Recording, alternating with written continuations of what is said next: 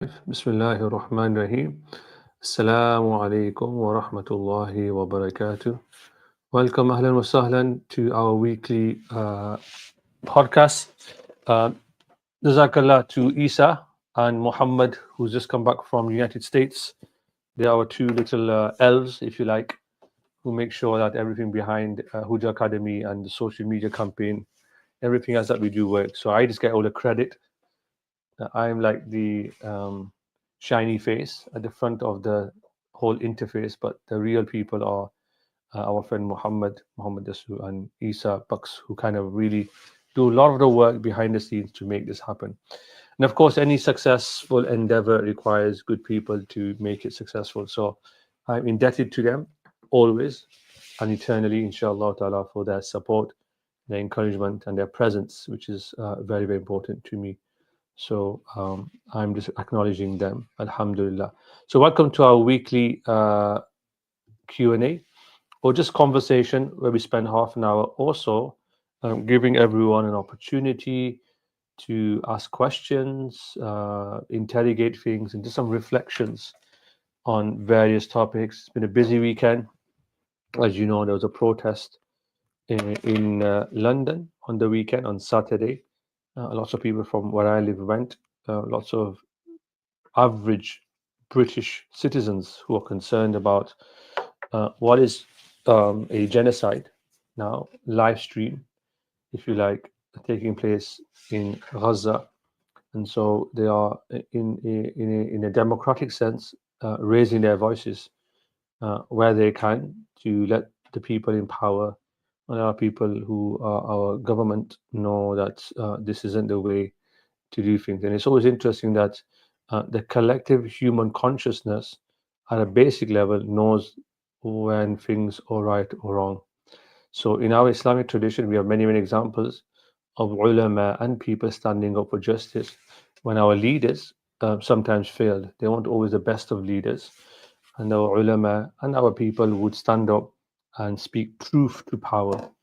And it's difficult to speak to a sultan who is Jair, who is filled with arrogance, pride, governments who aren't doing what's in the best interest of their societies.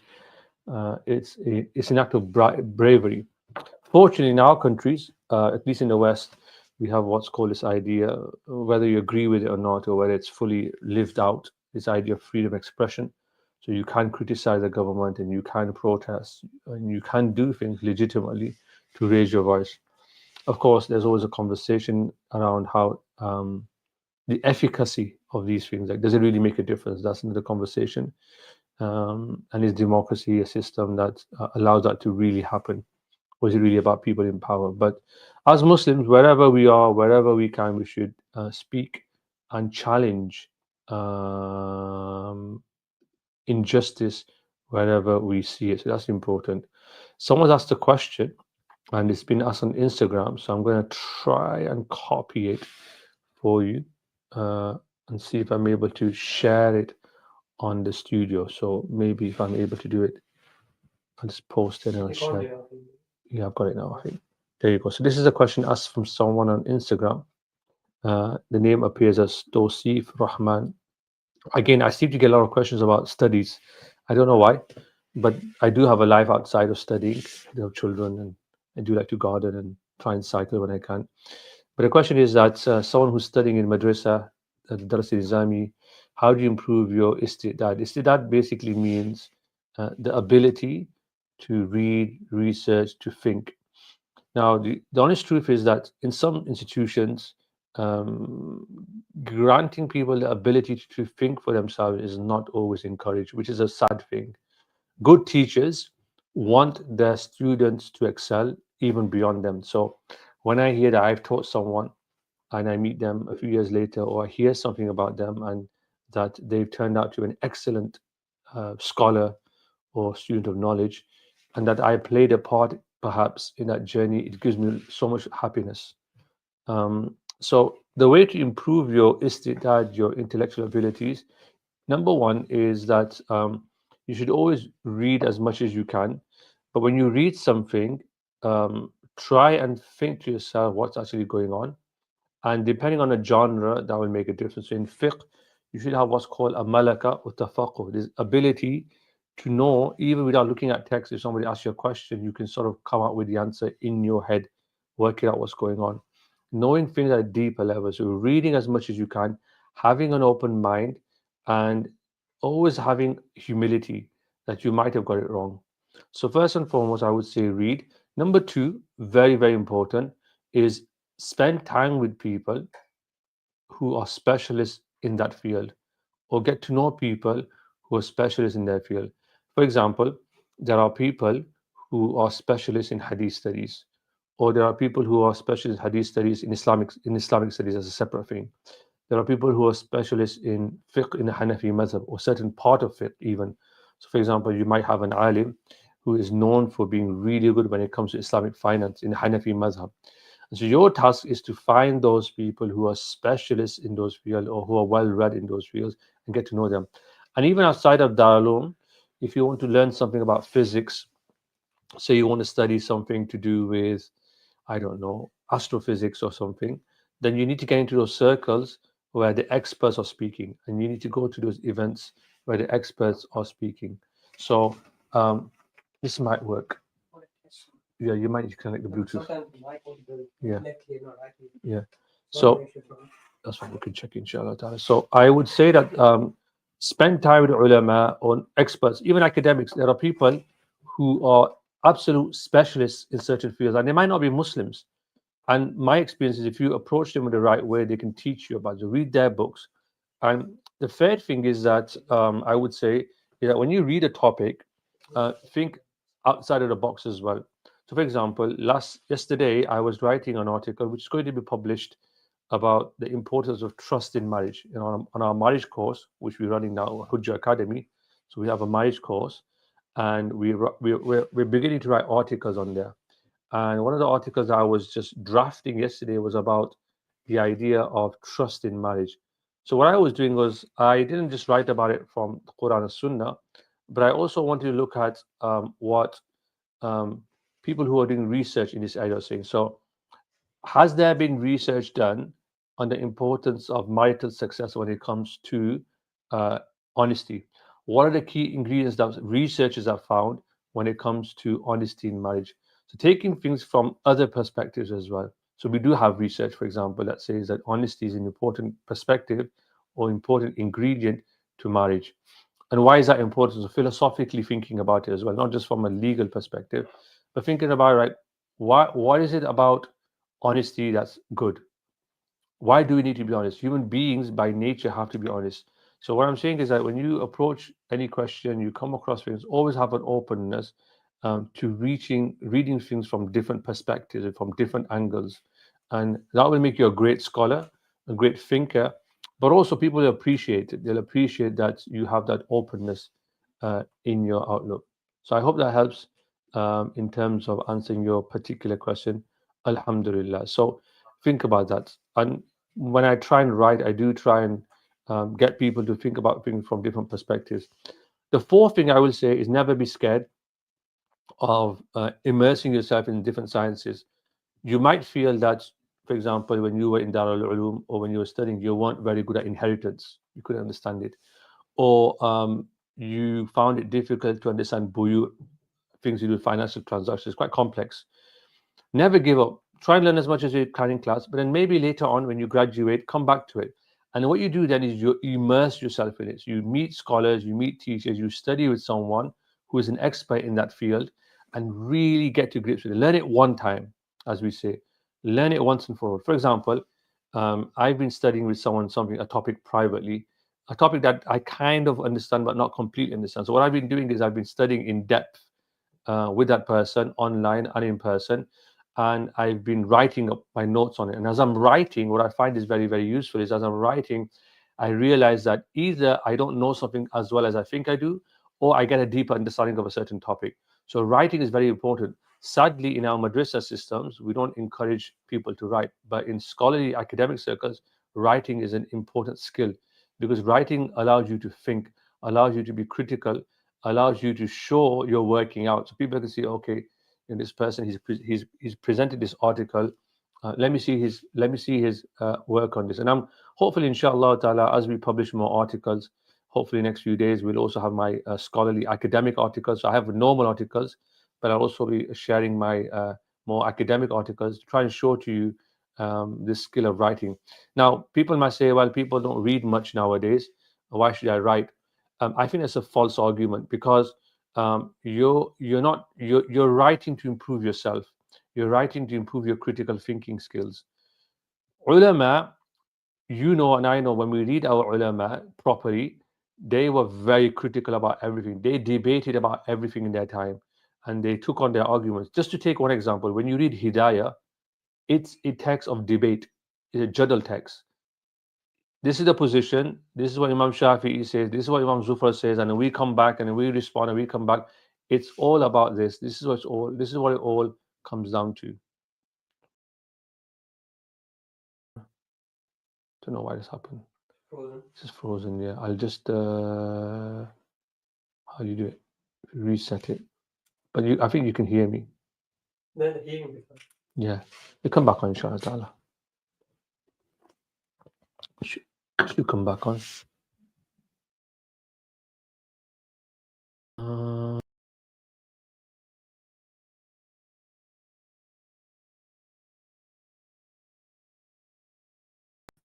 Mind you, look at the cable next. If you get a better cable, we'll see, inshallah ta'ala. Let's see anyway. So I was saying that that's important for you to think about. I hope those tips help, Tosif. And one of my teachers, there's another teacher I'm studying with right now. I'm learning a language with him. Even at my age, I'm learning a language. And he's a beautiful gentleman. And he said, keep studying, keep interested, keep learning about different topics. And as a student or as a normal human being, you should always be studying, you should always be learning, you should always broaden your horizons. And there's nothing better to keep yourself busy outside of your work life than to be pursuing a certain field. And you'd be surprised how quickly, if you immerse yourself in a week or two, you'll gain a good grasp of that topic. And there are techniques for learning science fields. In our day and age, you could even pick up books. I picked up a book on physics recently. So Oxford Press have these short little books where they cover certain topics for you, and it's written for people who are non-specialists. But after reading one book, you sort of get the idea, and the more of that sort of understanding helps a lot. For example, I was in Amsterdam a few weeks ago, and Noam Chomsky has written like 40 books on language. Everybody thinks of him as someone who's critical of Israel, but he's written around 40 books on just language, like linguistics. And I was like, I don't have that many years in me to read his books. So I went to a bookshop in Amsterdam, and the book is over there somewhere. I don't know if you can see it. Is it there somewhere? Can you see it? Noam Chomsky. It's a little book by Noam Chomsky. I'll show it to them. And basically, it's a short book that goes through everything that he writes about through diagrams. It's wonderful, right? On the fireplace. It's on the fireplace, Isa. It's on the fireplace. It's a small book. Noam Chomsky might be there. Just look on that shelf, that pile, that one there, yeah, Yani. Go below it. Go on the one right hand side. That one there underneath it. What's that one? That's the one. Yeah, has. So yeah, let me just show you. This guy Maulana's crazy, right? So Noam Chomsky, I've read some of his books, right? And I was like, I'm not going to have time to read all his books, but it's interesting because I teach Usul al-Fiqh, and Usul al-Fiqh is about language theory. So someone's written a book, and I'll just show you, just like with images, to explain very difficult concepts, idealization and ideal type, just to kind of like, you can just start understanding it. And can we map a universal grammar, right? So this is all to do with language, because our ulama, when you study usul al-fiqh, were absolutely obsessed with language, right? That's why you have stuff like khas, mutlaq, muqayyad, iqtida, nas, ibarat, nas. By the way, I teach for Wise Academy on the Usul al-Shashi program. So you might want to watch that if you're a Madrasa graduate. I'll see if I can find it. Muhammad, can you find the YouTube playlist for my Usul al-Shashi? Yeah, and once we find it, we'll share it, inshallah ta'ala.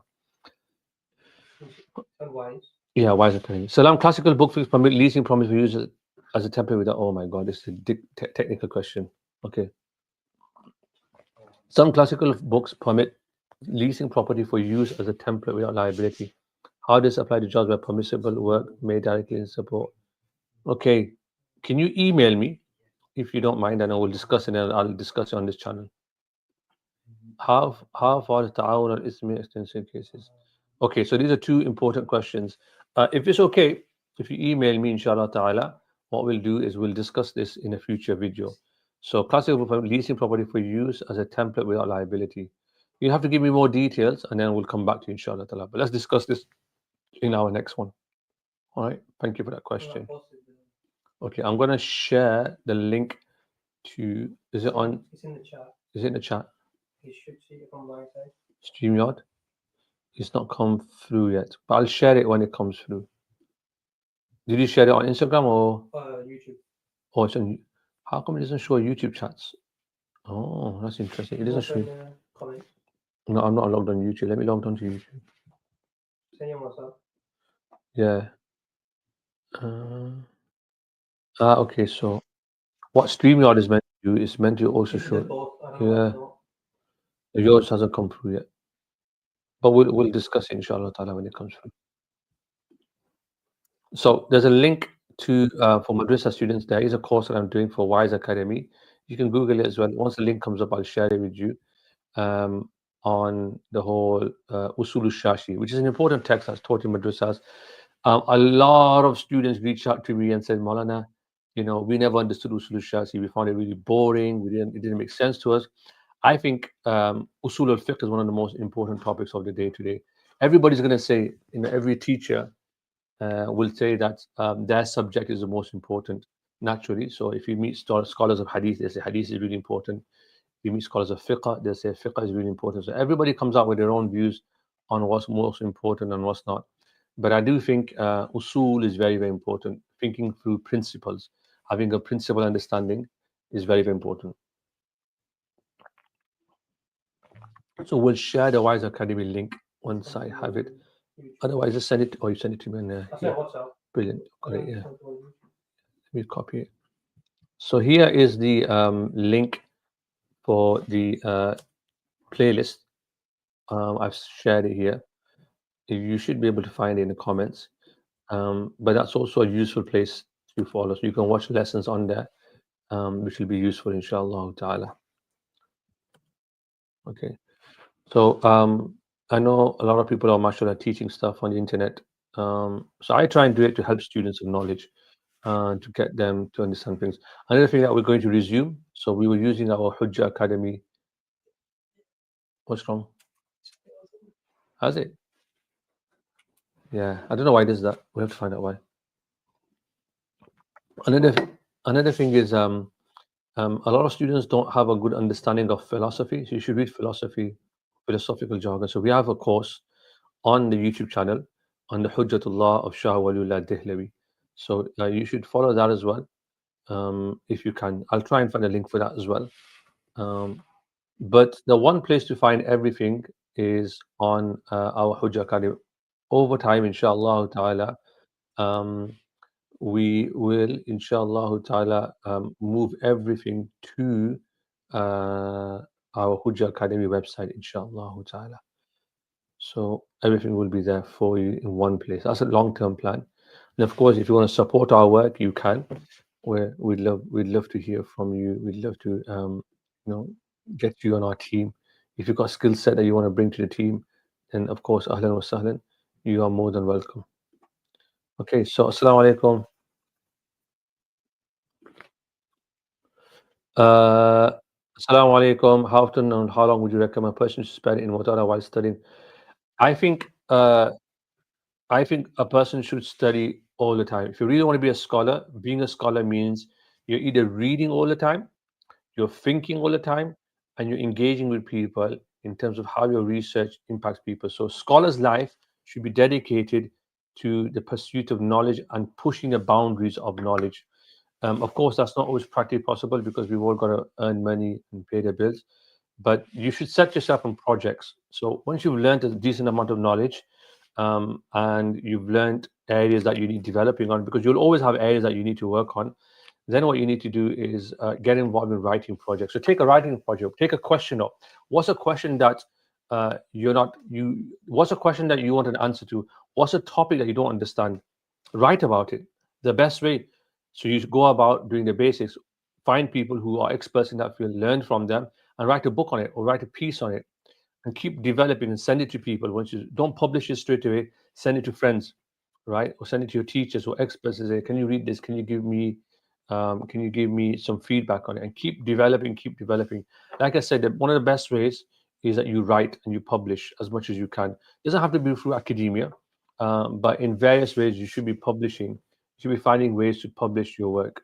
And writing is very, very important. It's a skill that very few people do. We're good at tweeting, we're good at standing up in front of people and giving bayans and lectures, but we also need people who can think for us, who can do some really in-depth things for us. And what you realize when you're researching, by the way, a topic is, you quickly realize that it's not always black and white. There's a lot more that's going on. It'll deepen your understanding of something. And the final thing I would say is, whenever you study something, always understand that you're doing it to benefit people, to benefit humanity, to benefit the ummah. So you're not just doing it for intellectual pursuits, but you're doing it because you want people to, inshallah ta'ala, benefit from your work. It might not even happen in your lifetime.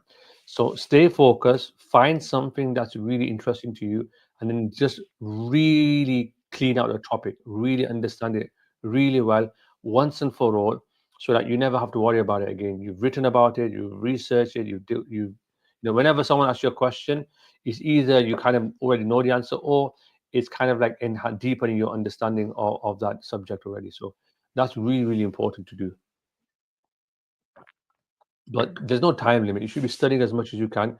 When you're young, you can do a lot more because you don't have as much pressure, and you're usually less tired. As you get older, you have commitments.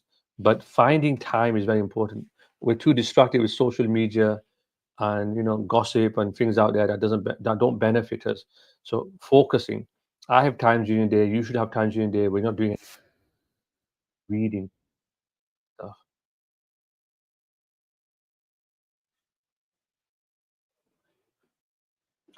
This is a good question. How do we find a list of kitabs offered on certain topics when researching? So in academia, other ways you can do it is that there's not always like there's not always you can't find books where they write about everything that's written on a certain topic up to that time. The best way to do it is to reach out to people who are experts in that field and say, look, I want to start looking up on this topic. So, for example, say someone's an expert in tafsir, for example, or usul tafsir. So, what you do is you find out who they are, you reach out to them, or you find out what they're writing about, and you start compiling your own list. So, write it down or type it down and ask people and say to them, look, and ask them the tips, because you don't want to start doing something yourself. You want to get people, experts to help you and say to them, look, I want to read about usul tafsir. I want to read all the books, or I want to get a good grasp of it. Where should I start? Which books are good? What are the criticisms of this book? And then when you get the book in your hand, or when you find a book, don't just dive into it. That's not the problem people find. They dive into books. No, skim through it, like get a good idea of the book, look at the title, the index, look at the contents, and maybe sometimes, before you dive into it, just read the introduction a bit, read the conclusion a bit, and then maybe find a few chapters that you might find interesting. You get a good feel, because you might not want to read the entire book, but at least you know now that if that question was coming to come in your mind, you know where to find it. You should always look at books when you get them and you have them, and just have a map of how that book works. Some books, of course, you have to read in detail, but at the same time, you should know over time in that field, you should have like files where you collect books on every topic, and over time you should come to know that these are the key texts. And what you realize is sometimes books are just repeating things. You come to realize once you read a topic really well that some scholars are just repeating things, they're adding a few things here and there, or rearranging chapters maybe here and there, and you know sometimes who's taking from who, and you'll come to quickly realize which are the real books, which are the real gems that you need to read. So that's one way of doing it. Um, but immerse yourself in this knowledge, just hanging out with ulama, with scholars, and studying as well. It's not just about reading. I also think it's about teaching. When you teach, so get even if you're busy, even if you're working, try and find opportunities where you can teach something. And I was telling my fiqh students on when I meet them at the madrasa on Saturdays, even though they're still studying, I said that one of the things that you should be doing very early on is teaching Arabic. The reason being is sometimes students don't have a very strong grasp of Arabic. When you teach it, it forces you to think really hard. You start teaching, like I teach Quran tafsir to adults. They're not ulama, but I teach Quran tafsir to them. But that's because I forced myself to learn Arabic, to teach them Arabic.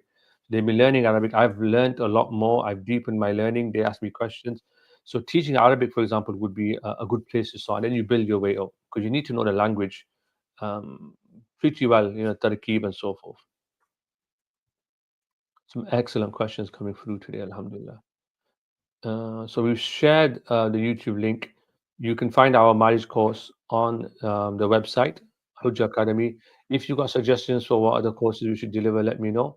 But our marriage course seems to be very popular. It's going to be on there, so even if you can't join right now, you can always join at other times. It's about 10 to 12 sessions, which you can watch at your own pace. And you can, of course, engage with it. So, for example, after this session, we're having a private session with them so that people who are on that course can come and ask us questions. So, please, if you're able to join that marriage course, we'd love to have you on there. It's only like £10, so we're not, it's not an awful lot of money. And to be honest with you, if you're struggling, we're happy to help you. We want to make things accessible to people. So the course is there. Please do sign up. And if you can't, for some reason or other, you're a student of knowledge, just let us know, and we're happy to support you where we can. And we're hoping to have more courses, high quality courses, inshallah ta'ala. Brilliant. I think we've had our half an hour session, alhamdulillah.